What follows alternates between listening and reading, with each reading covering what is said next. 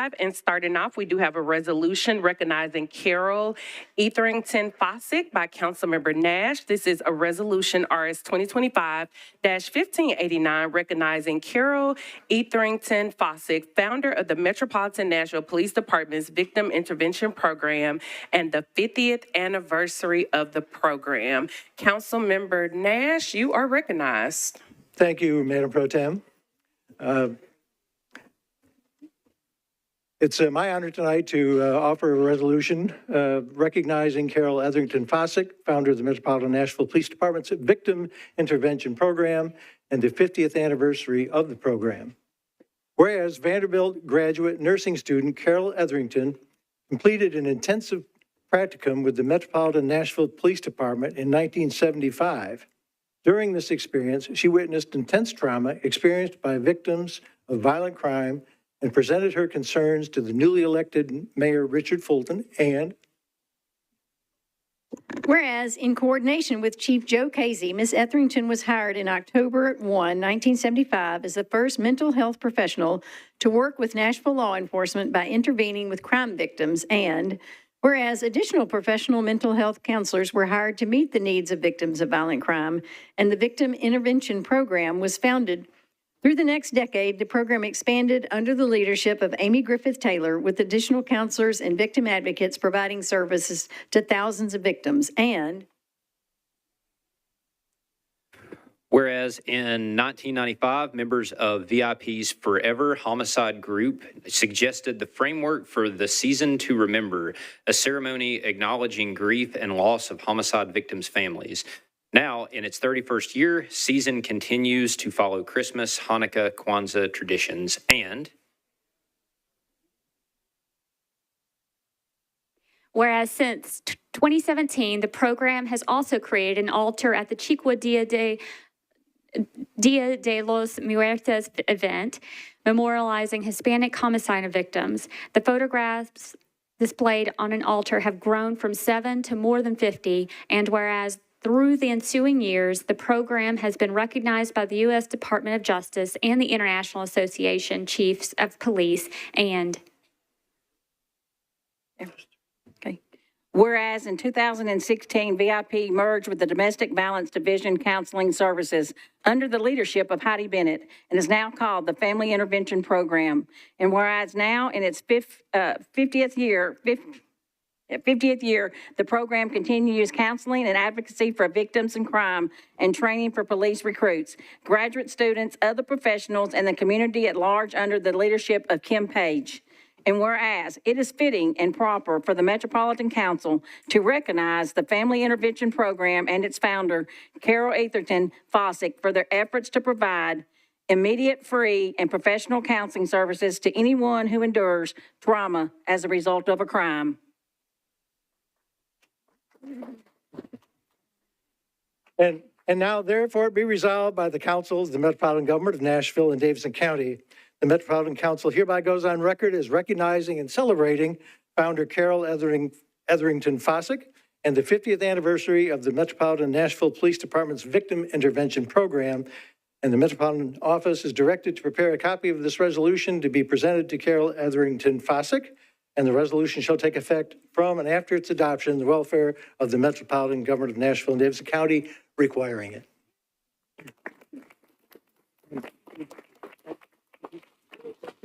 I know you have many things to do, so I'll make this very brief, but it is quite an honor for me and for all of the people who were a part of making victim intervention a reality in this city 50 years ago, and especially Mayor Fulton and Joe Casey and a whole host of other people.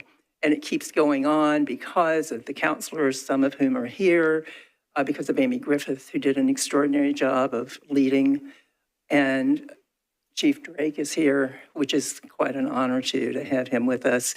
I just think that it was really remarkable for Nashville to buy into, and for the police officers back then to buy into the concept of bringing in a civilian person to work with victims.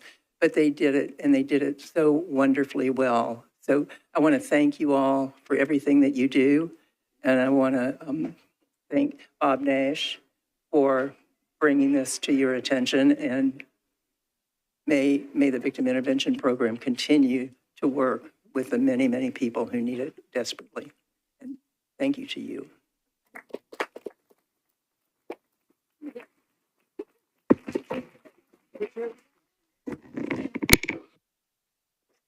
Thank you so very much, Councilmember Nash. And as they are taking photos, we will go ahead.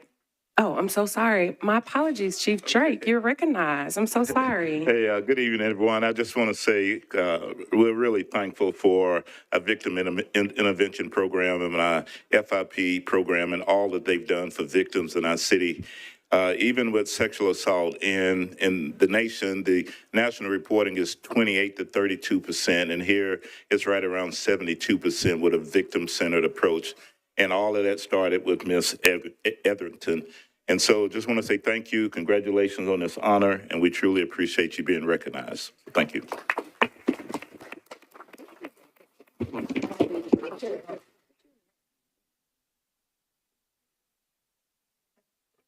Thank you so much, Chief Drake. And again, my apologies. I did not see you walking up. As we open up for the announcement period, I would like to acknowledge that this meeting is being held on the unceded land of the Cherokee, Shawnee, and Yuchi people, and remind you all that no one is illegal on stolen land built by stolen labor. Colleagues, we have several volunteer opportunities over the next 2 weeks. We do have opportunities organized by Councilmember Vo to volunteer with the store, and I have organized opportunities with Second Harvest Food Bank and the branch. You will see a sign-up sheet passed around tonight so that you can sign up to volunteer if interested. We also know that in the midst of everything that's happening with the lack of access to SNAP benefits, many of our constituents are in need of food resources. So there are several resources that are being shared out. I will open up the announcement period to give council members the opportunity to do their announcements. And then as we close out, I will share out any additional food opportunities that may not have been mentioned. So with that, I will open it up to our colleagues. If anyone would like to be recognized, first in the queue is Councilmember Gadd. You are recognized. Thank you so much, Speaker Pro Tem. I also want to say thank you for distributing this wonderful flyer that's on council members' desks. It's Beyond the Bridge, a solution to homelessness. It's a screening and panel discussion for those in the community. Come over to District 24. We're really excited to have you at Otter Creek Church. And that's going to be this Thursday, November 6th, 6 p.m. And a big shout out to some of our neighborhood associations throughout the district for such a wonderful spooky trick or treat, but also so much fun. So thanks for taking care of all the kiddos out there and the parents and guardians this past week and weekend. Thank you all so much. Thank you, Councilmember Gadd. Is there anyone else that would like to be recognized? Councilmember Ewing, you're recognized. Thank you, Pro Tem. Since we were mentioning food resources, I wanted to mention something that is local in West Nashville. The Bellevue Community Food Bank is open every Tuesday night from 6 to 7:30 p.m. for food distribution. For donations and administrative or volunteer inquiries, the office hours are weekdays from 8:30 to 4:30, and you can go to St. George's Episcopal Church website for more information. Thank you so very much. Next up, we have Councilmember Eastlick. You're recognized. Thank you very much. I have a Metro Council, Meet the Council Person meeting next Thursday, November 13th from 5 to 7 at the Old Hickory Social Marketplace right there on Old Hickory Boulevard in the heart of Old Hickory. Would love to have all the constituents come out. I'll be talking about what's going on in the district and what we're doing tonight. Thank you. Thank you, Councilmember Eastlick. Councilmember Vo, you're recognized. Thank you so much, Pro Tem. We have a lot going on in District 17, and I do want to take a moment to thank all of the neighborhood associations that hosted a Halloween family-friendly events. And so I just wanted to thank everyone in Edge Hill. They had their 6th annual Edge Hill Halloween Polar Bear Parade. And 12 South also had their 6th annual 12 South Parade and trick-or-treating. And to Chestnut Hill, who had their first trick-or-treat trail. So thank you to all the neighborhood leaders. I know it took so many hours to coordinate and organize for your communities. And seeing all the kids' faces and running out of candy is always a good sign of a good night. We've got 2 community meetings that I want to make sure that those in District 17 are aware of. On Monday, next Monday, November 10th, this is for Edge Hill residents. We are having a virtual community meeting on a proposed rezone at 1007 15th Avenue South. There is a Zoom link. I shared it on my socials, and then I will also be putting it in my newsletter. But of course, anyone can just email me, and I'll make sure that you get that. And then on Thursday, November 13th, in Napier, for all my Napier residents, we're going to be having a community meeting at the Claiborne Family of Faith Worship Center. And we will be talking about some tree plantings and, what that will look like, and really want to get the community involved. So please come out, and you can be a tree captain and learn about that. So please come out and do that. And of course, I just want to thank all the businesses in District 17 that are stepping up during this time with, our community members who are not getting their SNAP benefits. I've seen so many small businesses like Ingracia and Sons and El Forno stepping up and wanting to provide, meals for anyone who needs it, and then also pay it forward. So if you are doing that, please let me know so I can shout it out. But I'm so appreciative, and to all the organizations that have been doing the groundwork well before November 1st. So thank you so much. Thank you, Councilmember Vo. Next up is Councilmember Lee. You are recognized. Thank you so very much. I just wanted to announce Thursday, which is the 6th, we're having a virtual community meeting. This is not about any of the rezoning or any of the developments, but this is a chance for community members to ask specific questions. We're going to have the different divisions of Metro there. So if you have questions about your taxes, about traffic calming, about what's building going up, or you have some particular areas that you want patrolled a little more, those type things, well, the people will be there for you to directly talk to and ask those questions. So please, it's a virtual meeting. It is Thursday. It starts at 6 o'clock.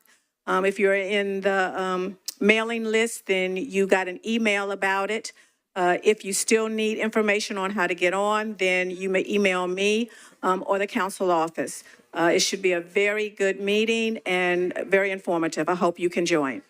Thank you, Councilmember Lee. Next up is Councilmember Huffman. You are recognized. Thank you, Madam Pro Tem. Want to invite the public to a community discussion that Councilmember Evans and I will be co-hosting around a corridor design overlay for parts of both of our districts. That is going to be Tuesday, November the 11th from 6 to 7:30 at the Hermitage Police Precinct. Thank you. Thank you so much. Next up, Councilmember Toombs. You are recognized.